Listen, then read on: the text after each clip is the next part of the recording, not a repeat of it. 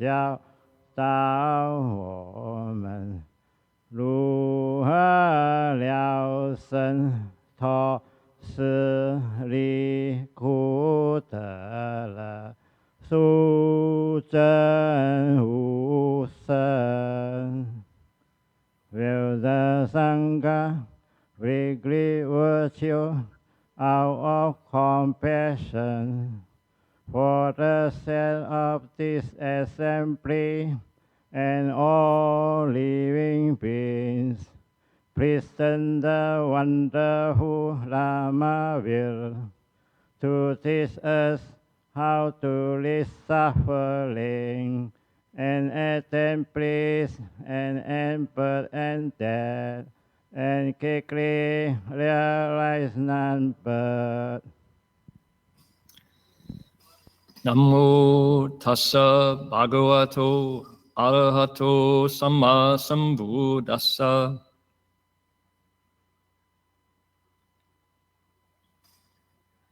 Homage to the blessed, noble, and perfectly enlightened one. Noble and perfectly enlightened one. Namo sadanto suchedoye alahadi sanmiao sanputoshe. Namo Sadando Sujidoye Arahadi Samya Sambuddhoje. 无上甚深微妙法，百千万劫难遭遇。我今见闻得受持，愿解如来真实义。Supreme and wondrous Dharma, subtle and profound, rarely is encountered, even in billions of eons. But now we see and hear it and accept it reverently. May we truly understand the Buddha's actual meaning. Good indeed. 师父上人，各位师兄，大家阿弥陀佛. Venerable Master, Dharma friends, welcome to our sutra lecture tonight. I wonder, Qin Liang, I wonder if he knows that his voice is echoing here in Australia through the Buddha Hall, delighting living beings, startling the ghosts and spirits, causing the dragons to crouch and the tigers to curl their tails. Amazing. A global vocalist at the age of 70 something. How about that? Remarkable. So my name is Heng Sure. It's Sunday afternoon on June 2nd here in the Gold Coast. It's Saturday night, June 1st in Berkeley, California. And thanks to the wonders of modern technology, we're able to see each other. I wonder what happened to the women's side. Where are they all? This is kind of a bad show there, guys. You know, I'm coming back in 2 weeks, so I can scold you in person for not showing up. But we do have people in the balcony, it's rare that we do. And I might add that the entire Berkeley Buddhist Monastery Sangha is present. I see 4 bhikshus and 1 trainee on the camera, and I'm on this end, so we're all here. We're not traveling around the world this week, so we'll leave that for next week. So welcome to our sutra lecture. We're going to be explaining the Flower Garland Sutra as we do every week. And we have indeed come to a fascinating part of the text. I won't spoil it. No spoilers. Game of Thrones is over, so the spoilers, is it open season on spoilers now? No, I'm going to keep the suspense tight. I won't tell you what's coming until we get there, but it's going to be worth it. First thing we do is we invoke spiritual presence by chanting the name of the sutra and the assembly of Buddhas and Bodhisattvas. We do it in Chinese, which is here. What we say is homage to the Buddha's Flower Garland Sutra of great expansive teachings in the ocean-wide Flower Garland Assembly of Buddhas and Bodhisattvas. We'll say that in Chinese 7 times. And today, we're going to do that to the accompaniment of a resonator mandolin made right there in San Luis Obispo.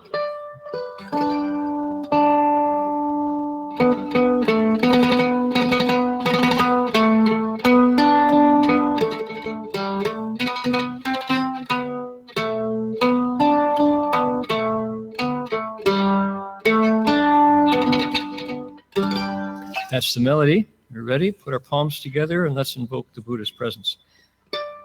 Namo Da Fang Guang Fo Hua Yin Ji Hua Yin Hai Hui Fo Pu Sa Namo Da Fang Guang Fo Hua Yin Ji Hua Yin Hai Hui Fo Pu Sa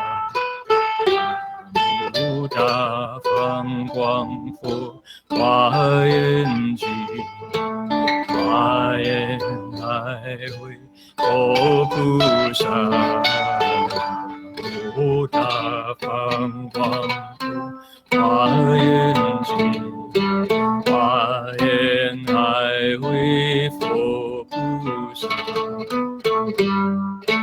Da Fang Guang Fo Hua Yin Ji Hua Yin Hai Fo Pu Sa. Two more.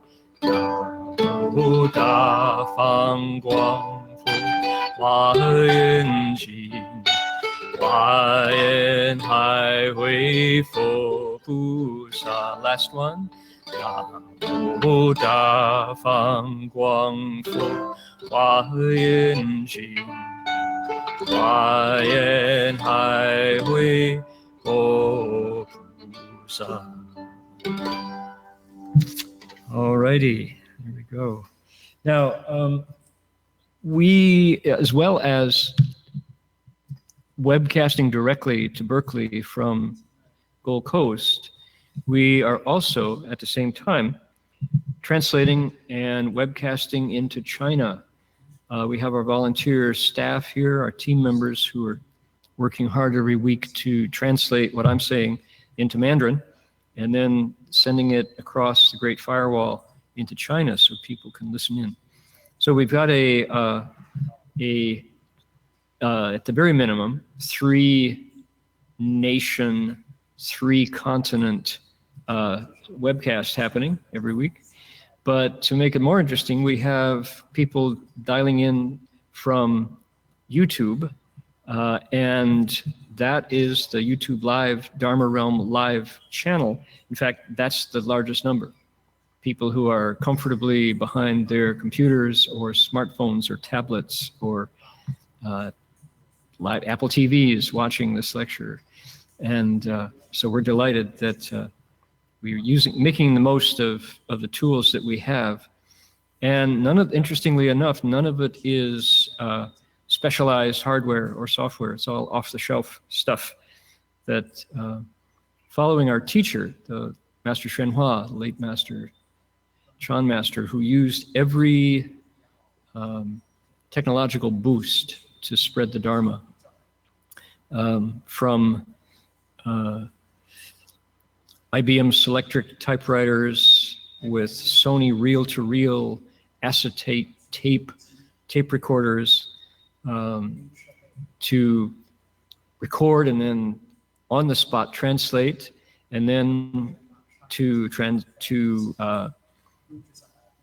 write down the next to transcribe. That's the word I was looking for. Transcribe the next day and circulate on mimeographed pages. That was high tech at the time.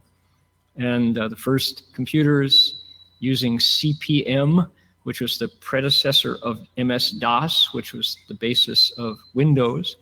So many generations of technology have gone into spreading the Dharma. So here we are using conferencing software and sending it around the planet. Master Hua would be on top of this for sure, no doubt. So let us look. Today we have something marvelous. I've been teasing and promising this portion of the sutra from the very beginning, and now we're finally here.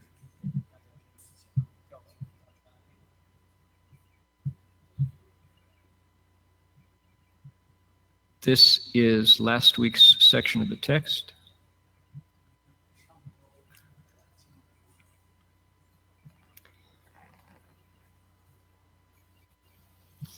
We lectured on down to here and found out how the Bodhisattva our awakened being, let's retrace our steps just a bit and see here. Let's start here just to give the full flow of the action here. When this Bodhisattva takes his seat of Dharma, this is on page 77 and 76, 77. We'll start right here with the Chinese.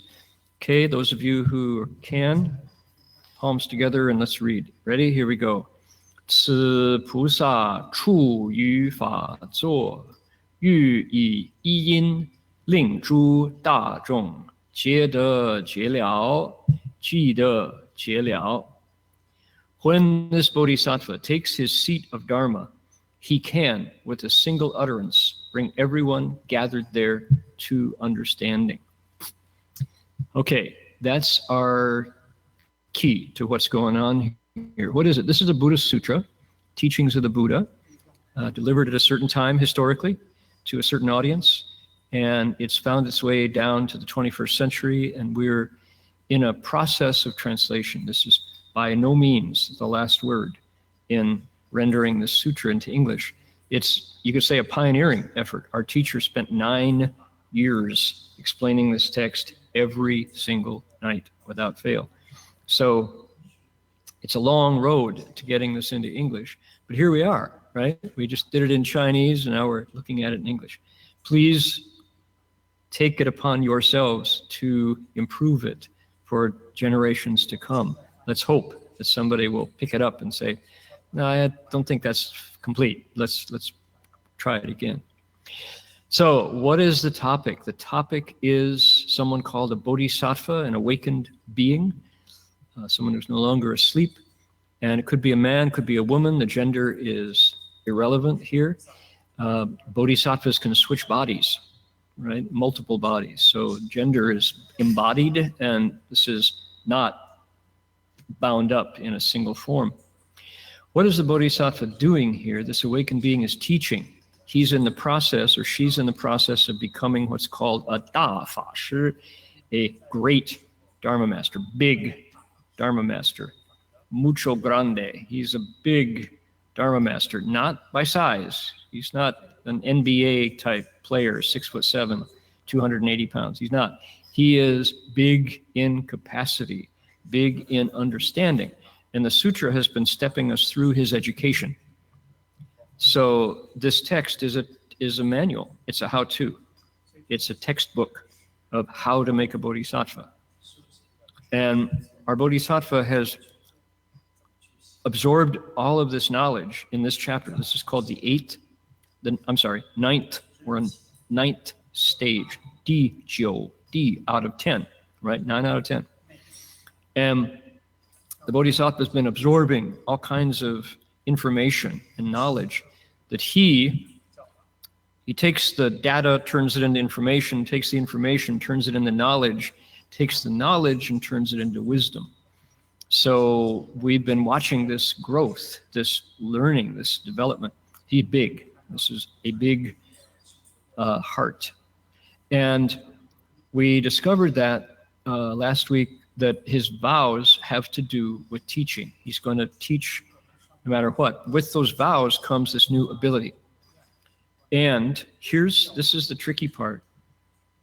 We have to take a leap because it's not clear how this happens, but it happens that there's a change inside the person himself, a new facility, a new ability functioning of his wisdom opens up that allows him to communicate in a style unimaginable without the background that he's had.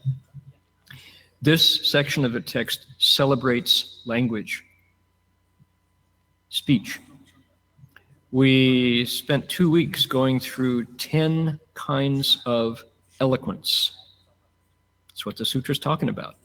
Eloquence, the ability to communicate in a variety of ways that are astonishing in their scope, in their variety, in their expediency, right? Whatever somebody can Here, the Bodhisattva will speak it that way. And it goes into detail. It is just staggering. The amazing things this Bodhisattva can do. That's where we are. Look at this. The Bodhisattva takes his seat of Dharma. He sat here, put his palms together. Somebody requested Dharma. And then he went, everyone went, whoa, really? I never saw it that way before, right? Let's now go into detail.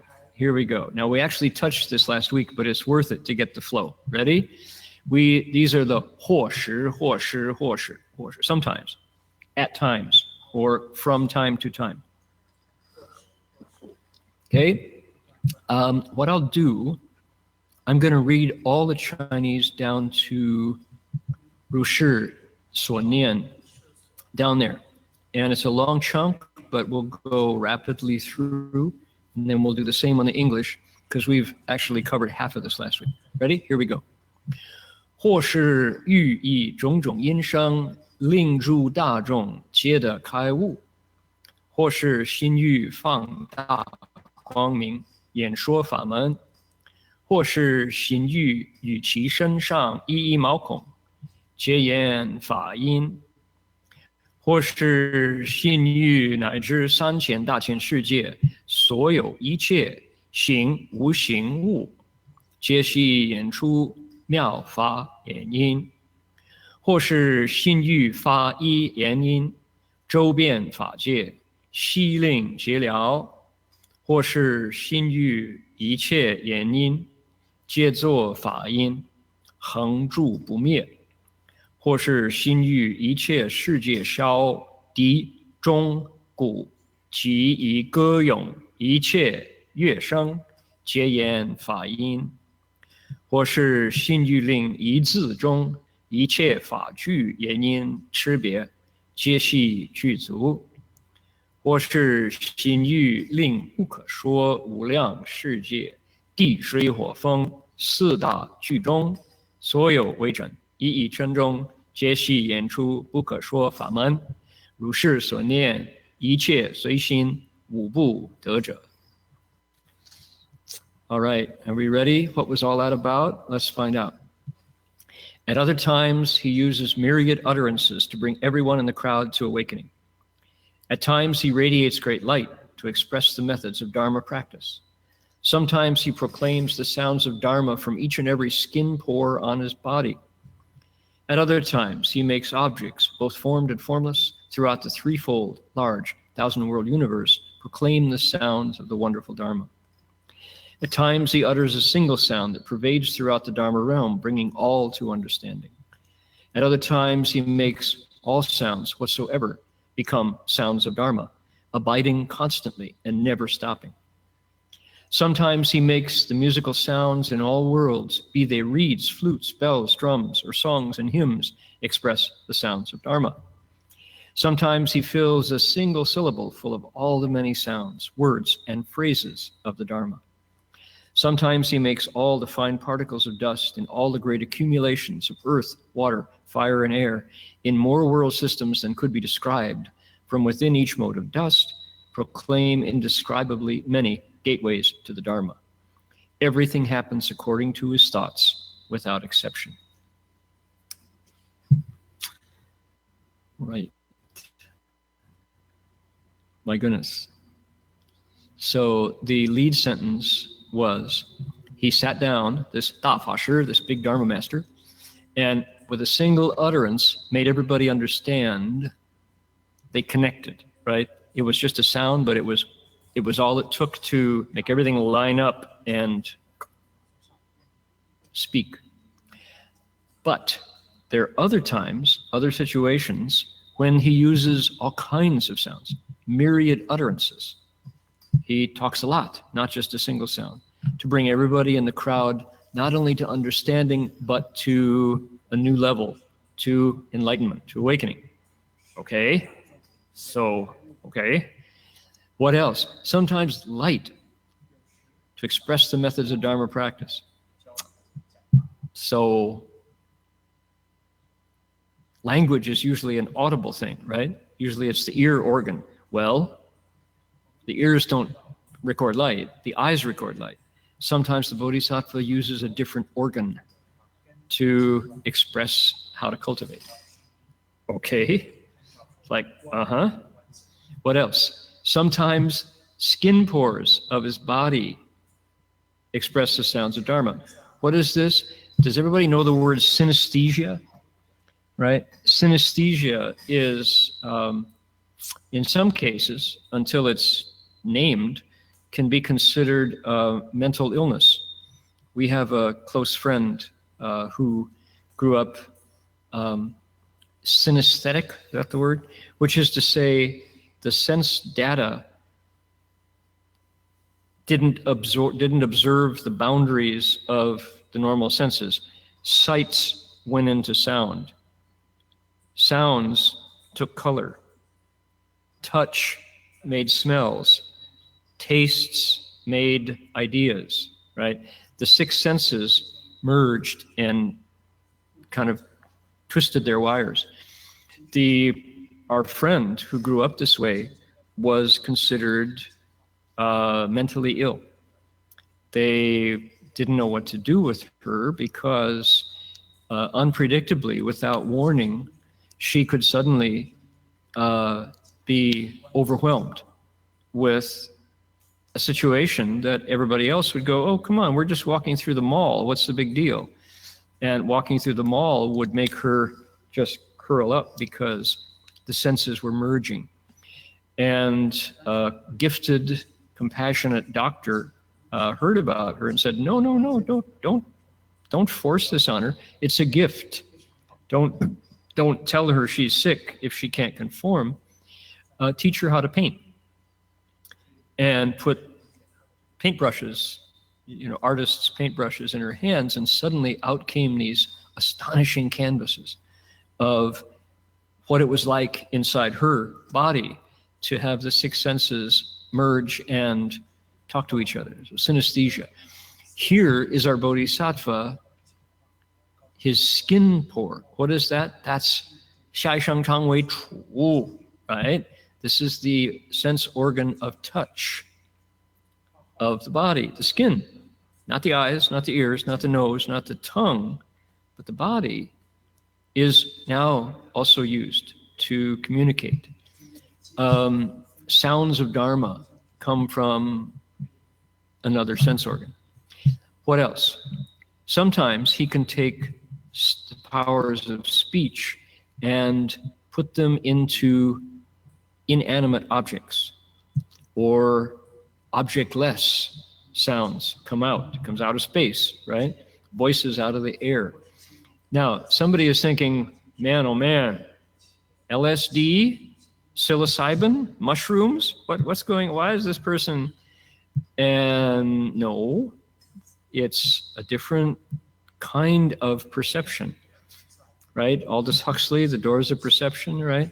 Well, the bodhisattva is now in charge of his tools that are found inside his own body, her own body.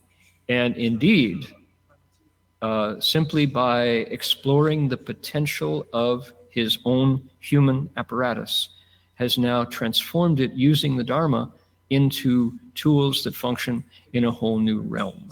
Science is behind. Science is not yet discovered because who's done the work? But what could be more natural than a human cultivating the Buddha's teaching to awakening and its functions? Right. Sometimes it's a single sound, right? Pervades throughout the universe, the Dharma realm. We talked about the Dharma realm today at meditation class, bringing all to understanding. At other times, he makes lots of sounds, kind of a reprise of the first two. All sounds become sounds of Dharma, and they abide and they never stop. They simply keep reverberating. How about that? Okay, here we've got what would that be like? How about, this is an instrument designed to resonate. Let's see how long it vibrates.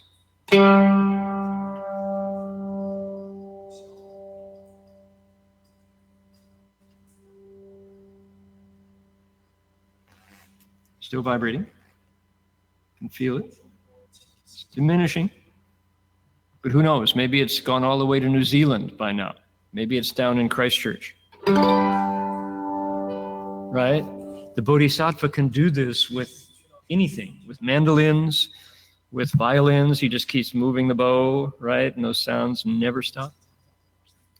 Okay, the next one. Look at what he can do with instruments that are meant to vibrate in harmony. Reeds, okay? Flutes, that's a wind instrument without a reed. Reeds are like clarinets and saxophones and such. And what else? Also oboes, flutes. They don't have a reed, but they use a column of air, shorter or longer. Bells. In the past, in China, bells were musical. They were stones that were tuned, and they became the standard of vibration. So with what were called the five senses, without the mind, eyes, ears, nose, tongue, and body, they also used 地水火风 or 金木水火土, used metal, wood, water, fire, and earth to correspond with the directions and the center. So the bells and the primal colors and the sense organs and the directions and the flavors were all tuned, and they all in harmony produced health. Out of harmony produced illness. So the Chinese used these famous stone bells to heal with. When you heard a perfect vibrating G note, right? You could tune yourself to it and you would be in harmony. Everybody feeling better? I hope. So the ancients were able to take, as the Bodhisattva does, make these sounds correspond to human experience. But now our Bodhisattva, what does he do? He's using these to express the Dharma. Now, what would that be like? I would suggest something like, what Dharma would he be explaining? How about the middle way? Harmony, right? In our sutra on 42 sections, sutra taught in 42 sections, the Buddha meets a monk who is depressed. He's full of doubts. And the monk has enough on the ball to go ask for help. He goes to the Buddha and says, I'm lost my bodhi resolve. I don't want to cultivate. And the Buddha says, well, what did you do before you became a monk? And he said, I was a musician. And the Buddha says, oh, musician. Mm-hmm. Now, did you ever untune your string? Well, of course, a lot. What happened when you untuned the string? Well, it didn't resonate. It went thud. Mm-hmm. Right. Did you ever overtune your string too tight? Well, you can do that. I rarely did. What happened when you overtuned your string? You turned too tightly. Well, it was uncomfortable. It was short lasting. It didn't vibrate. It didn't move the instrument. The Buddha said, so too loose, no good. Too tight, no good. You're the same way. He said, just keep to the middle. Tune it just right, and your bodhi resolve will return. And the monk realized that his problem had not been laziness. It had been overexertion. He was too tight. He had left the middle way. So the Buddha is, using the middle way, avoiding extremes, and sustainable. To talk about, he used an instrument, and the sustain you get when you tune it not too tight, not too loose, strum, and that sound sustains. So sure enough, you can use all kinds of instruments to illustrate principles of Dharma. Sometimes he takes a single syllable and crams it full of all the different phrases of the Dharma. Finally, sometimes he takes all of the particles of dust in the great accumulations of earth, air, water, and fire, earth, water, fire, and air, in more world systems than you can describe. From within each mode of dust, he's got all these modes of dust, and they proclaim indescribably many gateways to the Dharma. What's a mode of dust? We in DRBA, we have had a long conversation about this particular phrase, which in the sutra, in this sutra, is used to mean small, right? Wei chen shu. Wei chen zhong. A wei chen is a fine particle, sometimes translated as mote, a mote of dust.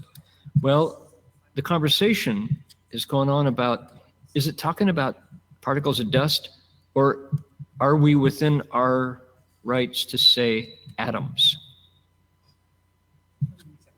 There was a group in our translation team that really wanted to make this atoms. And another group was strongly opposed to that notion, because why? Science's description of atoms is in flux. It may not be the same thing. It's kind of like saying the self that the Buddha was talking about is just the ego. Well, what's the ego? Well, the ego, different generations of Freudian psychotherapists disagree about the components of the ego. So likewise, motes of dust and atoms may be the same thing, may not be the same thing. It's really hard to compare when one of them is not a definite quantity, right? To say this is the same. So we've stuck with Weichun, particles of dust. In other sutras, Restored Bodhisattva Sutra, I think the Lotus Sutra, they don't use particles of dust, they use Ganges rivers sands. Okay, many sands, grains as there are on the banks of the Ganges River. Well, the Ganges River, I've actually been there, but how many of us have, right? To use the Ganges River as our standard of measuring small quantity, small and numerous, not as effective as saying all the particles of sand in the Mojave Desert, all the particles of sand in Death Valley, all the drops of river in the Mississippi River, if you're in the US, right? All the number of kangaroos in the outback. How many is that? So our sutra uses fine motes of dust. Is it atoms? Does that help you to understand it that way? The Bodhisattva would probably say, you want to use atoms? I'll talk science. Whatever you need to understand, I'll be happy to use that symbol set to describe the Dharma. So this comes alive in a variety of ways. But the point is, what's he doing? He's taking tiny things in great numbers and investing them with Dharma teachings, so that when you see it, what does it do? It connects things.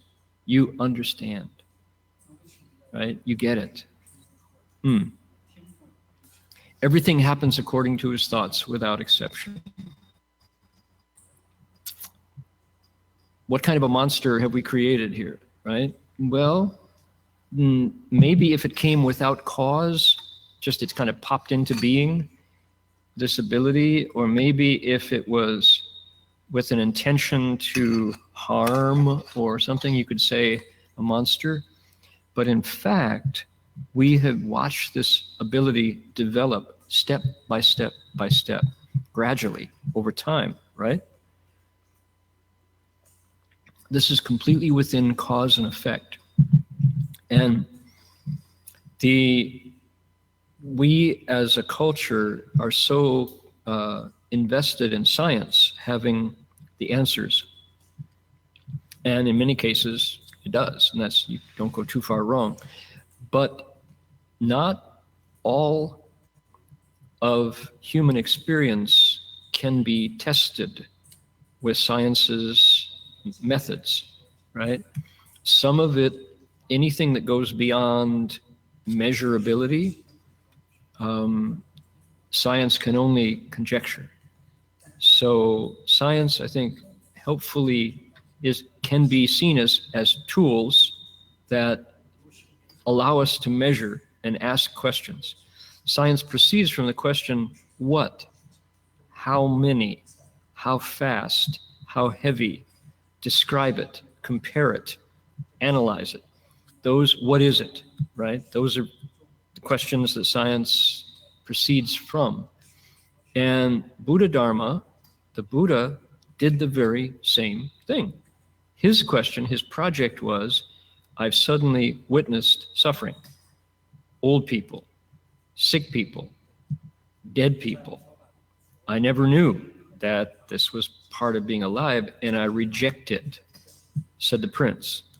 I challenge the universality of death and old age and sickness, and I'm going to see if I can't find another way. That was his practice, his theorem, right? His hypothesis. And from that, he developed methodologies, left a paper trail, made it testable, and succeeded, right, in his project. So the Buddha, if you want to use scientific method, approached his project from a scientific point of view. However, here's our bodhisattva, and what is the hypothesis? From his human unit, this body and mind, he transformed it from the function of consciousness and duality to the function of wisdom and universality, uniformity, unity. And he did it in the pages of this sutra. So science has to either go, well, that's very interesting. Can someone else do it? Is it repeatable? Is it testable? Or they can simply say, nonsense. How is this possible? Especially the next section. Are we ready? Check it out. Here we go. We're going to read down to here. 佛子十菩萨，假使三千大千世界所有众生，闲至其前，一一皆以无量原因而信问难，一一问难，各个不同。菩萨于一念请，悉能领受，仍以一因普为解释，灵随心要，各得欢喜。Okay, disciples of the Buddha, suppose all of the sentient beings of the threefold, large, thousand-world universe came into the presence of this bodhisattva, and then suppose each of them were to use limitlessly many words to pose troubling questions. And supposing that each troubling question were unique, the bodhisattva could receive them all in a single thought. Further, he would need only one utterance to answer them all and make them each joyful in accordance with their heart's delights. Okay, there you are. There's a series of these from now on. Okay. So I'm looking at Jin Fosher, who, when I'm not lecturing, sits right where I am sitting there, and he does the explaining. And I'm looking at Jin Hesher, who regularly speaks Dharma in a number of languages, and Jin Chuanshi, who speaking to young people and teenagers and college students and fellow classmates and faculty members. And Jin Weisher, who does the same thing in Polish, often to people who are devout Catholics and who've never seen a Buddhist monk, particularly not one who comes from Bialystok. And so all five of these, myself included, are involved in this process of representing the Buddha or the Buddhist tradition to communicate the Dharma. And given all the right circumstances, more or less are able to say what we want to say in the time we're given. But how many people understand or get the heart of what we're saying? You know, sometimes it's just, you feel like you're pushing through cement to even connect with the text on the page, much less the ears and the hearts and the minds of the people we're talking to. Check out our Bodhisattva. Who's there in the audience? All the sentient beings in a large universe come into the front of the Bodhisattva. Now, okay, is that exaggerated? Suppose, okay? It's not saying it's going to happen. That's a lot of people. That's a lot of living beings. So he's got tigers there. He's got, you know, orca, killer whales there. He's got elephants there. He's got birds and hummingbirds and insects and all these beings with fins and feathers and fur are all there. Never mind the human being. He's got devas. He's got ghosts. He's got hell being, all there, listening to the Bodhisattva. And then, good old Avatamsaka Sutra, big heart. What does it say? Each one of those living beings uses many words to pose troubling questions. Excuse me, Dharma Master, what about this? Dharma Master, I want to ask about this. And each of those troubling questions were unique. They weren't repetitive, right? They weren't just, you know, variations on a theme. Each one was taking a different tack. The Bodhisattva, sitting right there, smile on his face, no worry, no crease in his brow line here. He could receive them all, hear them all in one thought. Fine. And then all he has to do is go, right. And each one of the questioners goes, I never saw it that way before. In accordance with their heart's delights, they get it and they're joyful. Okay, eat your heart out, Dharma Masters. Don't you wish, right? Imagine.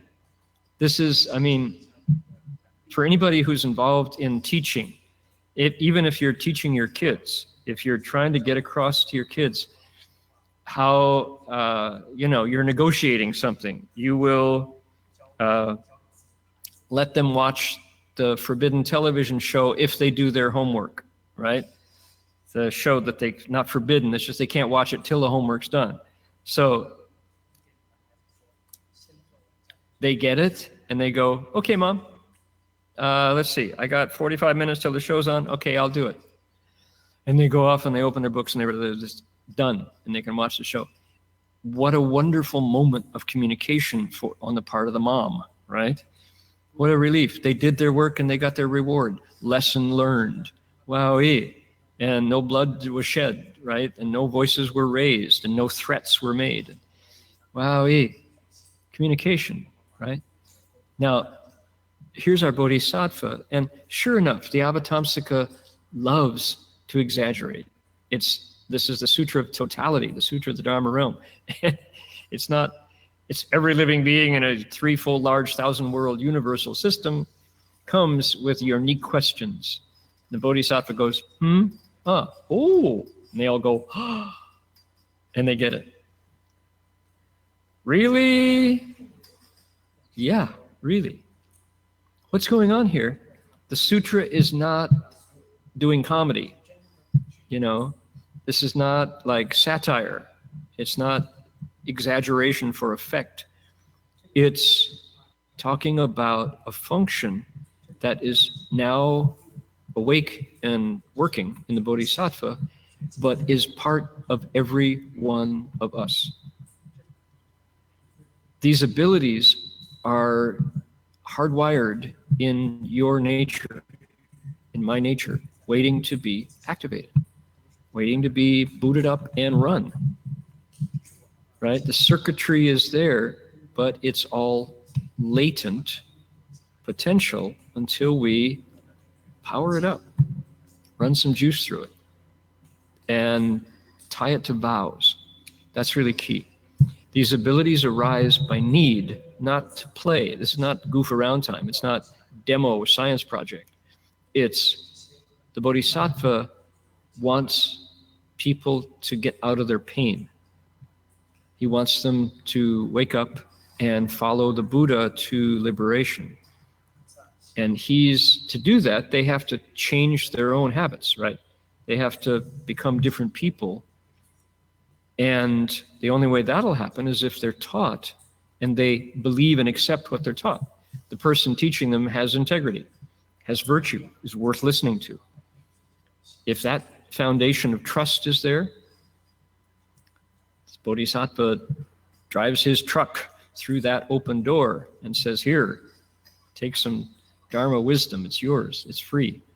Public domain, right? Creative Commons license. And they do. And now he can do it at another level.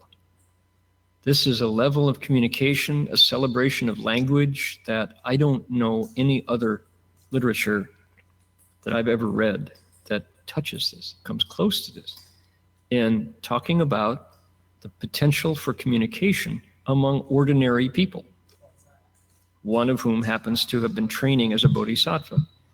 But it's not far away.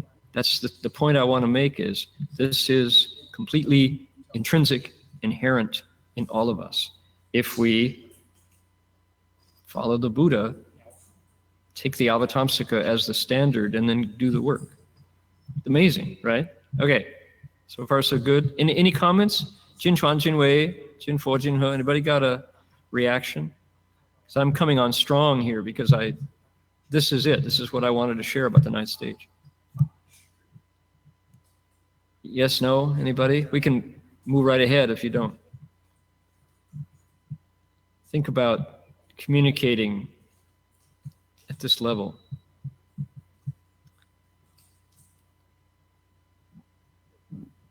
Okay, another.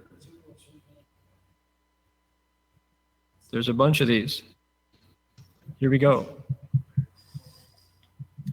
如是乃至不可说世界所有众生，一刹那间，一一皆以无量原因而性问难，一一问难各个不同。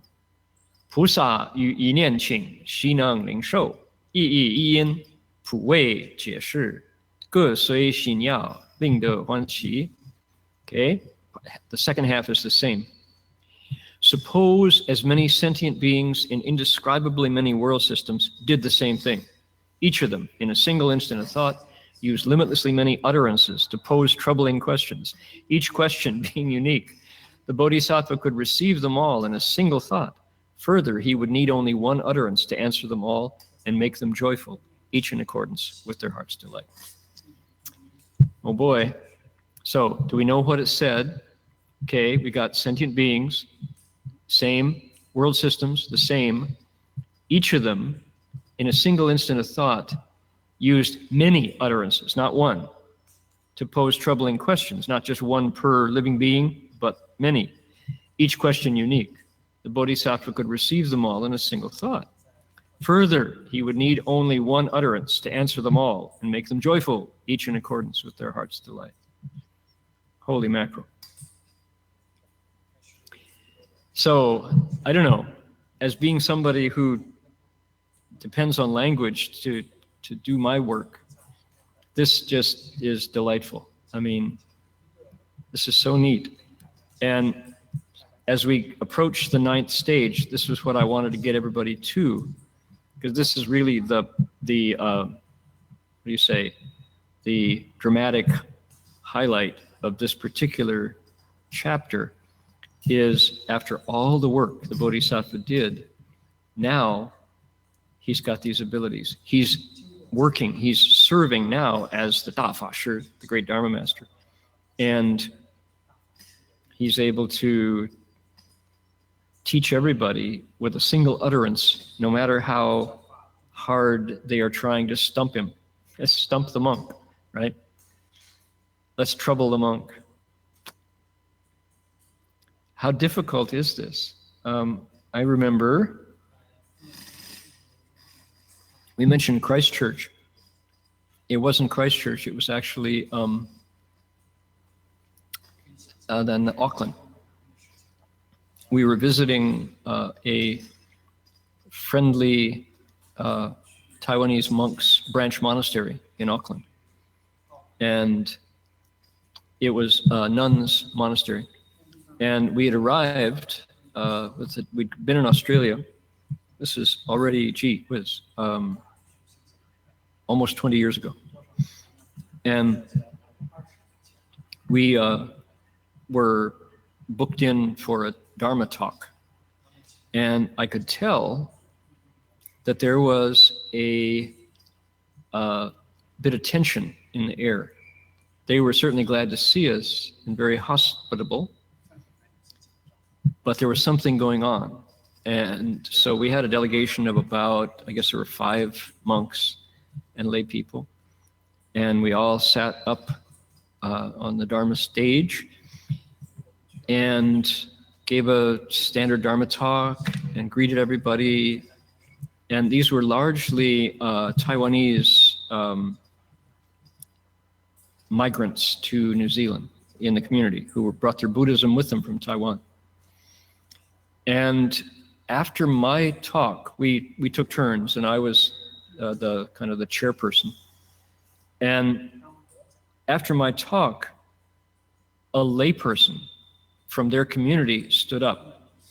And I remember he was wearing a black lay robe, and his eyes were, the word blazing sounds too dramatic. His eyes were full of fire. And I remember watching the person, their physical posture as they stood up to ask their question. This guy stood up to ask his question. And his muscles were very tense, and his gestures were short and harsh and sharp. And he launched into an attack. It's the only word to describe it. And I remember foam flecking out of his mouth. It went on for 5 minutes. And it was clear after the first minute that this was not a question, it was a challenge. And after the 3rd minute, we were on the bench, we were looking at each other, and then we were looking at the senior nun who was the host, and she had her head in her hands. She was like this. She was completely mortified. And I was reading from her posture, helplessness, the kind of, this was her worst nightmare had been realized. And the person went on for 5 minutes and stopped to get breath. And being the point person, I knew that it was going to be my turn to respond. And as I was listening, the person who was challenging was clearly disturbed. This was not an ordinary kind of, he wasn't out to prove himself superior the way maybe a scholar who wanted to dominate or to make a point or show that he was smarter than the monks, or which occasionally, rarely, but occasionally happens. It wasn't a layperson meant to do the same thing, to show off their knowledge, how much they know. It was a disturbing show of mental imbalance. This person was off. They were crazy. And unfortunately, they had taken over this small community of Taiwanese Buddhists in New Zealand to dominate. And so, at first I was listening for things, topics to use to respond normally and rationally. But after 3 minutes of this person shouting and his face turning red and spit coming out and gesturing, and I realized that logic and rationality was not what was needed. And then in the middle of the diatribe, the person started to attack the Sangha. And I found myself, I was listening. He was speaking in Chinese, and I was listening, and I started to blush because I thought, he can't say those things. I started to react emotionally to the things that I was hearing. And if he had stopped at that point, my answer probably would have been inappropriate. I think I probably would have answered with some heat myself. But as he went on, it was so clear that nothing was really needed other than calming and no fighting. So the person went on, and when he finished, I said, "Thank you for your opinion. Does anyone else have something they would like to say?" And I answered calmly and took his spotlight away. I had the bully pulpit, right? I was the chairperson of the gathering. I was the guest of honor along with our community, our monks. And so I said, "Anybody else?" Well, he stood back up and went at it again,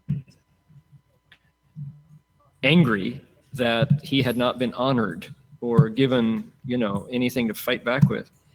And what do they say? It takes two to fight, right?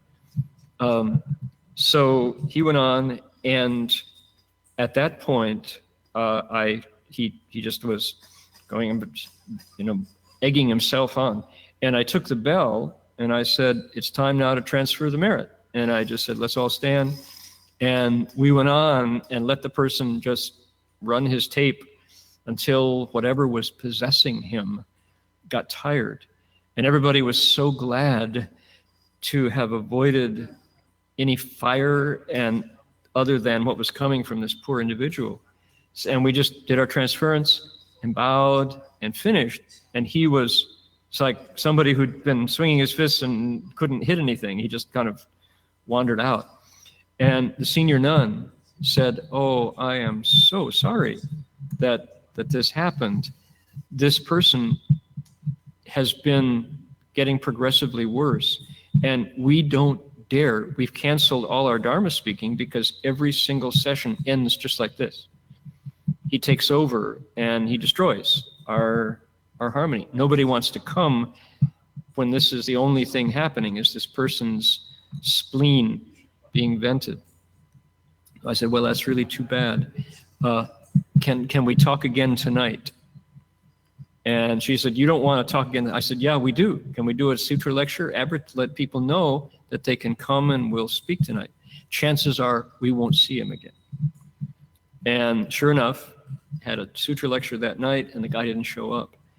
And I think maybe our dragons were bigger than his dragon or something.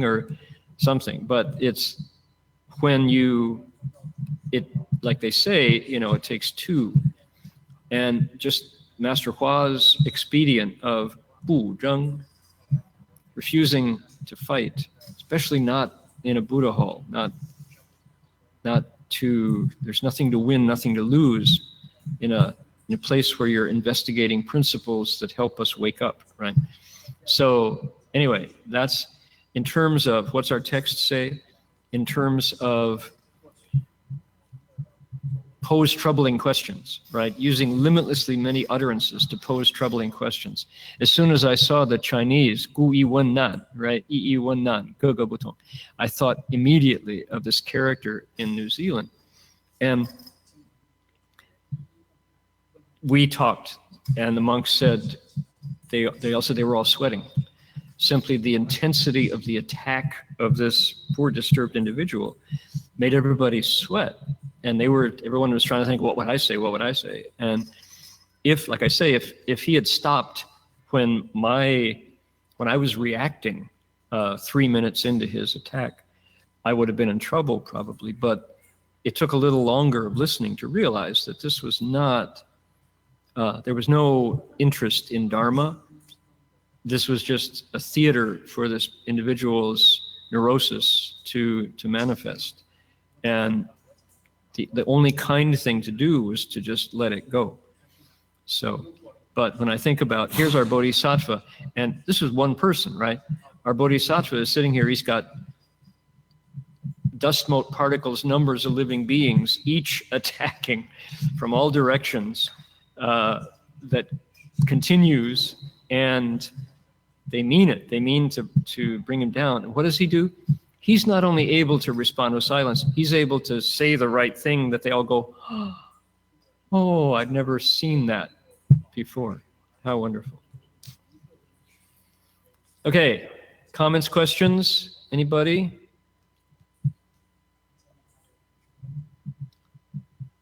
The sutra doesn't mention that whether they were all speaking the same language.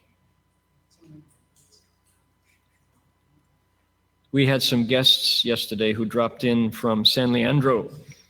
They're on their Australian vacation. These are Vietnamese Buddhist lay people. And they had one of the older sisters was here, and she said to me in the sweet voice, "Do you speak Vietnamese?" And I thought, you really don't want to hear me speak Vietnamese. That would be an insult to your ears. And I wanted to be able to answer her. And luckily she spoke Mandarin. She didn't know that I spoke Chinese. So I said, "No, I really don't speak Vietnamese." Oh, she said, "那你会不会讲中文吗？"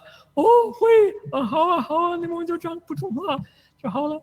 So, one door closes, the other door opens. And the joy when people hear you say something that they can understand, and it's just like this, the lights all light up when similar sounds are being made and digested. It's so strange. And all the people on the planet with so many different languages, if it doesn't mesh, no comprende, right? Wakarimasen. But then as soon as you say, "Hai, nihongo ga hanasemasu, skoshi dake," everyone, "Oh, daijouzu desu ne, taihen natta, so desu ka, nihongo wa jouzu desho." Yeah, joy, it just lights up when suddenly the right database is pulled out of the folder, out of your hard drive. How amazing, right? And yet without that, zip, ting ba dong.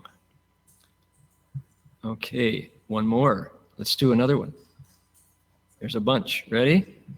乃至不可说不可说世界满中众生，菩萨皆能随其心要，随根随解而为说法，成佛神力，广作普世，普为一切作所益护。Suppose there were enough sentient beings to fill indescribably many numbers of world systems. The Bodhisattva would still be able to speak the Dharma in accordance with their mind's delights and according to their individual faculties and understandings. Receiving the Buddha's awesome spiritual inspiration, he would carry out the Buddha's work on a vast scale and act as a place of reliance for all beings everywhere. Okay, here's another hypothetical mini drama, right? Have enough sentient beings to fill how many? Indescribably many numbers of world systems. That's a lot of living beings. The Bodhisattva, who has been through the training of the 9th stage, now, after learning and absorbing all that information that we saw in the early part of the chapter, he can now speak the Dharma in accordance with the mind's delights of all those beings and according to their individual faculties and understanding. He receives the Buddha's energy, the Buddha's encouragement, and invisible spiritual boost, and he can carry out the Buddha's work on a vast scale so that people take him as a place of reliance. He's trustworthy. The stuff this Bodhisattva says is trustworthy. It will help. It will make things work. It will make it hurt less. Right? Okay. Jinchuan, are you inspired? What are you doing there with your notebook? Making connections? Yeah, I was trying to see if your lecture on the Dharanis, because I was trying to figure out how these connected. I don't have the notes Okay. here, so maybe you can Okay. comment on that. Yeah, I don't know, how does the Dharanis relate to all the meanings and being able to respond? Good. Thank you for that. So Jinchuan Shi mentioned Dharani, right? This is this Vajra Sutra. That's not what I want. We'll view and close. Okay, let's see if I've got notes. Here we are. He reminded me that 2 weeks ago, we ran into Dharani. There it is. Okay, Dharani, Sanskrit word, which means 总持, to summarize, to gather the essence of it, and to hold on to grab it, right? So, 总一切法持无量义, here it is. Summarizes all dharmas, holds on to limitless meanings. That's what Dharanis do. And on one hand, Dharanis are spells. They're like a mantra. We went through this in detail. There's three things.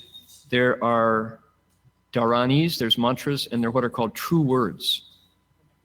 Let's see here. Nope, we don't have it here.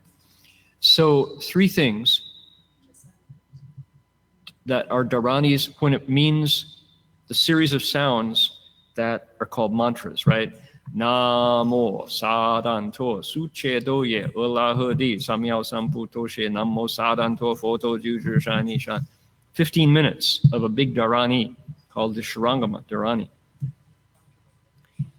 That's one kind of Dharani. There's another kind of Dharani that we have run into in this chapter that I'm not for sure, but it strikes me as I look at it that it's a function similar to samadhi.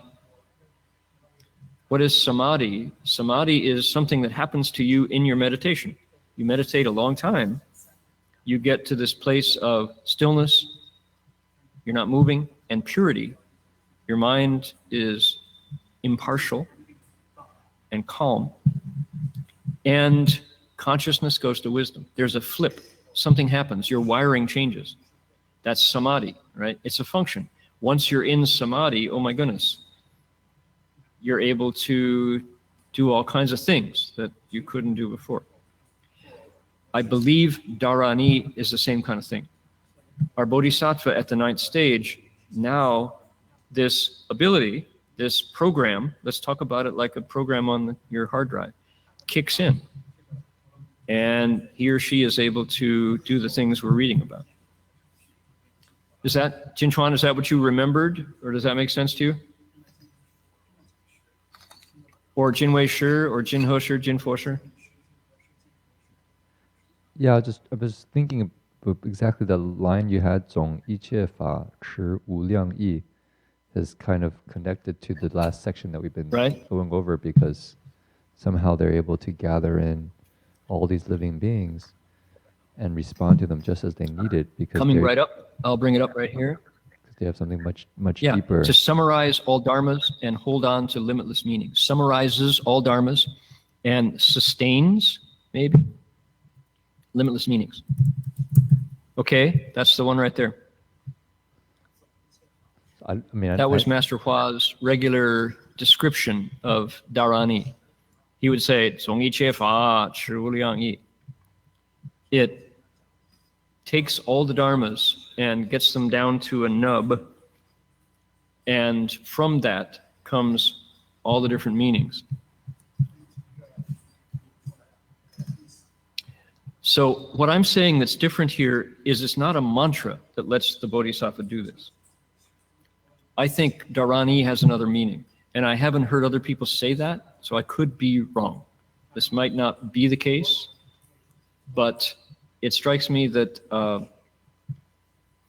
one of the clues, as I mentioned before, was early in chapter 39, the entering the Dharma realm, Rufa Jepin, when Shariputra takes 6,000 young monks to meet Manjushri Bodhisattva, and at the site of Manjushri Bodhisattva, some of these bodhisattvas, or some of the young monks in training, get what's called Fa Yan Jing, the purity of the Dharma vision. Others get Sanmei, samadhis. Others get Toloni. And when I heard that, I thought, they get a mantra?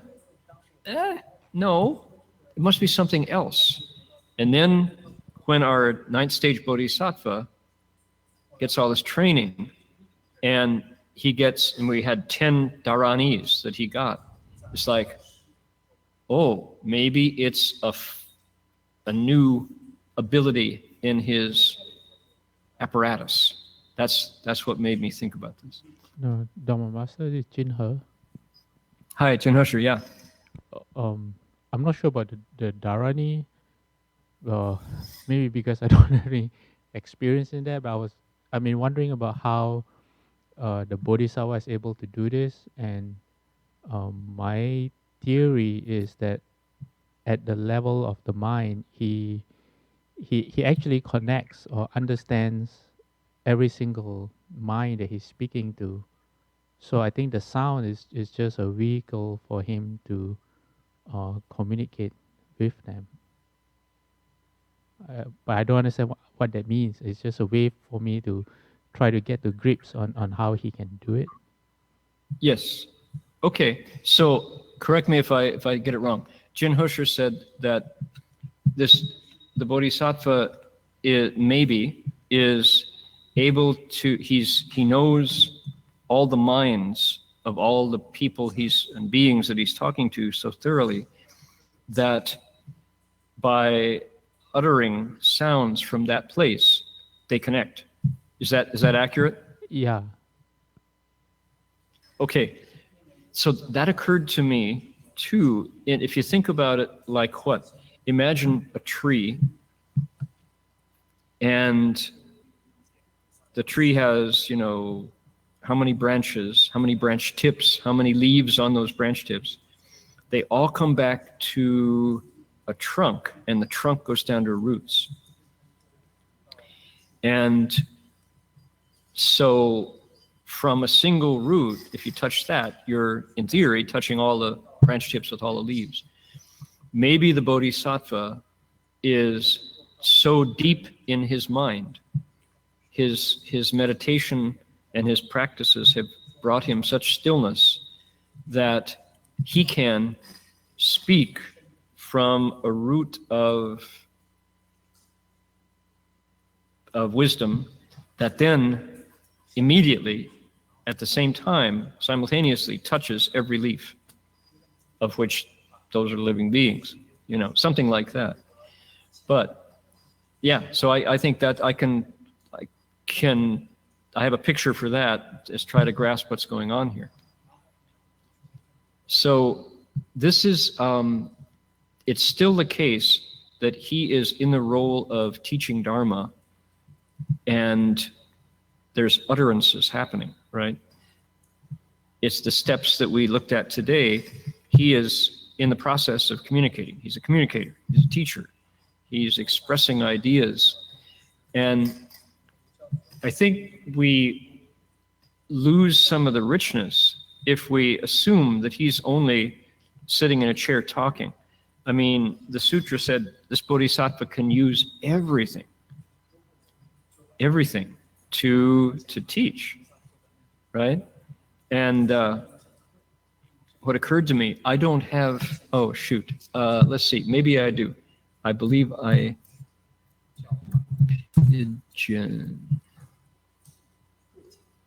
Pigeon point. No, that's not what I want. Partner package, Pigeon point. No, yay, I got it. Here it is. Here is a picture of Master Hua in Gold Mountain Monastery back in the early days. This was like 1971 or 72. And you'll see the pigeons, right? Here's Shifu. And the pigeons were part of what's called Fang Sheng, a liberating the living, liberation for living beings. Ceremony, back in the day when it was easier to do it, now there's all kinds of regulations around liberating life. But back in the day, Master Hua did a liberating life ceremony. People bought pigeons that were about to be turned into pigeon pie or pigeon pumpkin soup, and did a ceremony for them, and then took them out to the roof of Gold Mountain Monastery, let them go. 2 of them did not fly away. They instead followed everybody back into the monastery, much to the amazement of everyone. How cute to have these birds follow along in file behind Sangha. Not only did they follow everybody back into the monastery, but during ceremonies, they would get in line and circumambulate around the Buddha very happily, not flying, but walking on the floor. And somebody said, Shifu, the 2 birds didn't fly away. Shifu came down and looked at the 2 birds and heaved a sigh. He said, I warned them. I told them. And I went, what, Shifu, what? He said, cause and effect is really, really fierce. You have to be careful. He said, these are former monks and nuns who didn't follow the rules and lost their human bodies, but they still have the connection with us. So we have to be very patient and help them. Do good, come back, try again. And he sighed and he said, wow, cause and effect is really 好厉害, 因果丝毫都不爽. It's not off by a hair's breadth. So for the next 2 or 3 weeks, Master Hua would come down, the pigeons would fly to him, land in his lap, and he would take, we got some dried corn and some popcorn and stuff, and he would take the popcorn and put it in his sleeve, and the pigeon would go in, and then Shifu would close his sleeve and talk to the bird while he was in his big Chinese robe sleeves. And then he would have a little jar, and he would get the pigeon to put his head in the jar, and then he would say, see, greed is bad. You don't want to be greedy. You're stuck in the jar. And he'd pull him out of the jar. And we watched him teach pigeons about who knows what they were learning about greed and about patience and about, the pain of having this short-lived feathered body. So the pigeons one day flew away and were gone. Master Hua said, we'll transfer merit and hope that they come back soon in a better body. And, we're all like, oh, they look like birds to me, sure. He said, yeah, but you see their shape, I see their soul. I see their nature. So, oh my goodness, okay? Speaking the language of pigeons to teach the Dharma, I suppose. So that is definitely on my mind as I have my experiences here. Look at, I wanted to share some of these pictures with you since we've got a good internet connection. Bauhinia, national flower of Hong Kong.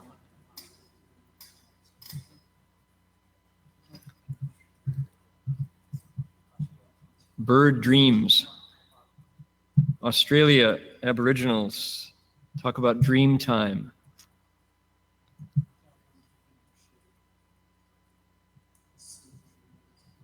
Beings with colorful feathers who spend most of their time squabbling over birdseed and chasing larger birds away.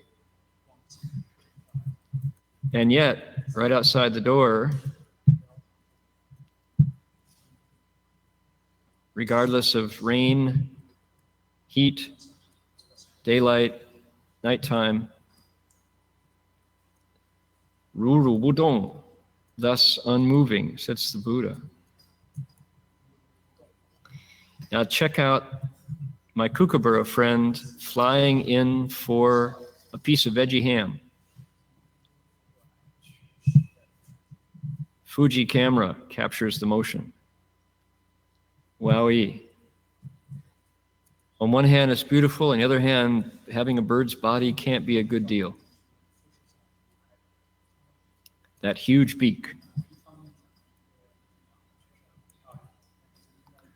Maybe if I were a bird, I wouldn't mind it so much. Who knows? Here is cockatoo. Cockatoo's diet. Casuarina nuts. One kind of food. This is what they eat all day long, and that's it. These little things, right? There he is, or she. Glossy black cockatoo. What a treat to be able to see these marvelous, colorful beings until you think, gee, their loss of habitat,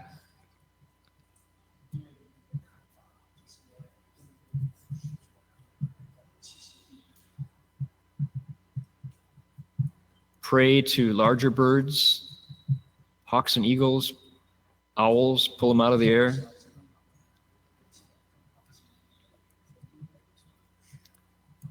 Yeah.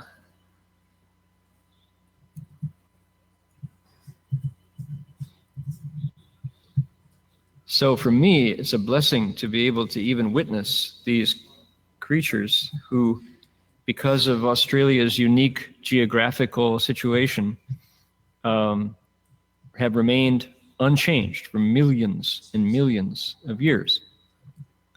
Australia has a very low population density, and so these birds often are undisturbed, but less and less it is the case.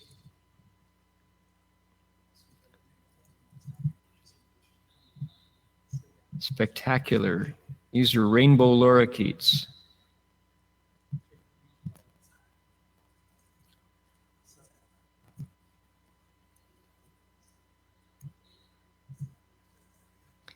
And at night, you walk with a flashlight. This muscular character is a golden orb weaver. And the web was 9 feet from side to side. And the spider was in the center of a perfectly geometrical web. They weave every night. It takes about 45 minutes to weave these miraculous constructs, perfectly measured angles. And you just wonder.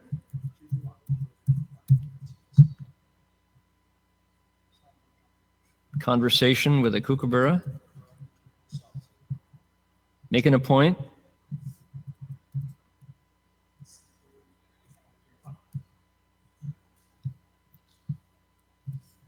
He didn't argue, so maybe I convinced him. I wish I spoke kookaburra. If I had the Bodhisattva's Dharani skills, maybe I could teach him to eat less meat. What are the chances? Oh. Human possum communication. This is the brush-tailed possum. Their language has to do with food. Oh boy.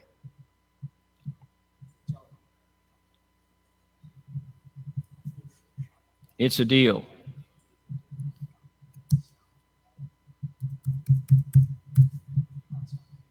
Some living beings like avocados. A lot.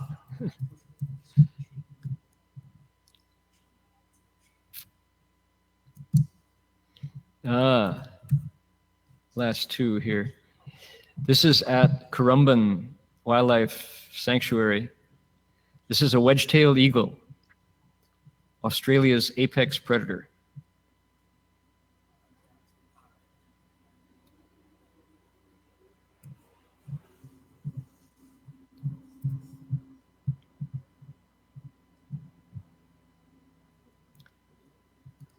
So how do you communicate? How do you speak bird?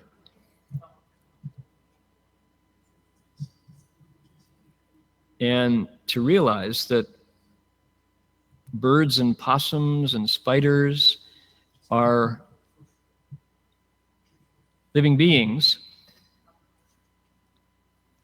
all working towards their own awakening, currently in the animal realm or the insect realm. And Master Hua described the process as something like musical chairs, he said. Music stops and you jump for the chair, and what body you get is not fixed. Depends entirely on what you do in that body. So here's our ninth stage bodhisattva able to communicate those truths in a way that people make sense of. All right. Well, the time has come, and we'll continue next week, and there'll be my last lecture from Australia. I'll be back in California several days after, and looking forward to seeing you all in person, and we'll flip it around. I don't know if Gold Coast will tune in to lectures from Berkeley. So we will depend on Cliff and Sam providing those translations somehow. So yeah, all right, good. Okay, you old bhikshus, you with microphones, do you want to make some announcements before we transfer the merit?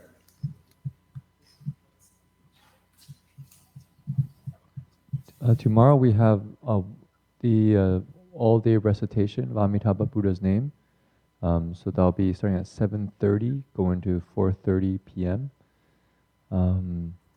Jing Fosher, you have your is second 还有念佛吗？下个礼拜天也有吗？ So we have June 9th, we have the Master Hua's Nirvana Day at the 17,000 Buddhas. So people would like to go for that. That's June 9th. You can find details at the cttbusa.org website. And then following that, we have a family camp here at Berkeley Buddhist Monastery, June 15th and 16th. So if you really would like to go, please sign up. We're pretty much closing registration in the next couple of days. So that's June 15th and 16th. And you need to bring either a parent or a child, one of the above. Yeah. Oh yeah, on Tuesday we have the Abhayagiri monks coming to visit. They're doing their first Tuesday of the month.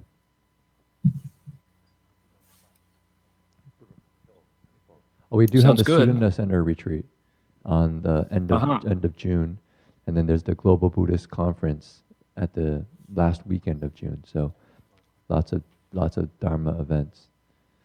Lots of events. Yeah, my goodness, that's a whole list of things. Is it all listed on berkeleymonastery.org? I believe most of them. I don't know if the Global Buddhist Conference is there. Maybe we should add that. Yeah.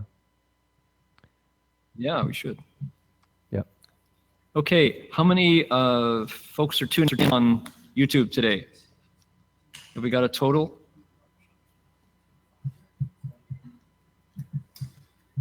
On our Dharma Realm Live channel.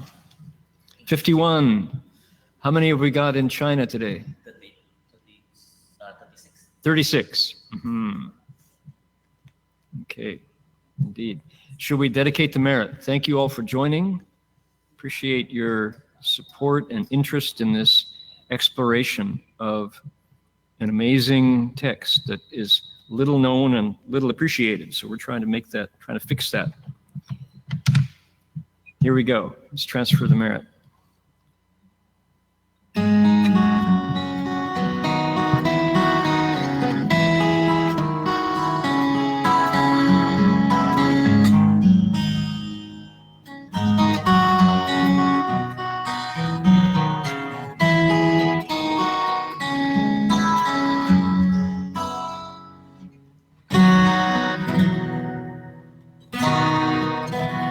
May every living being, our minds as one and radiant with light, share the fruits of peace with hearts of goodness, luminous and bright.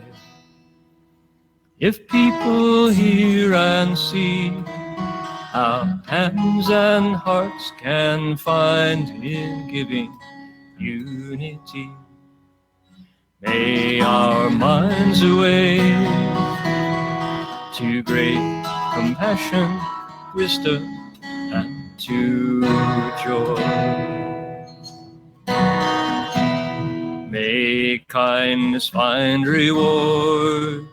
May all who sorrow leave their grief and pain.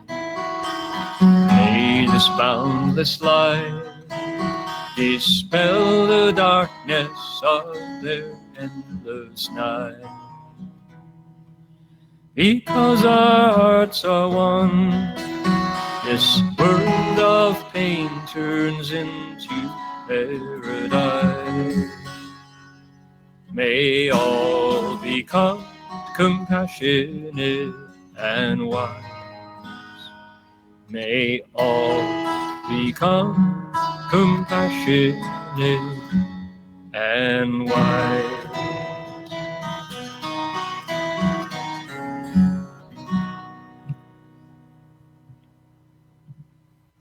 Alrighty, do you want to lead everybody in bowing? And we'll see you all next week. Amitofo. 阿弥陀佛。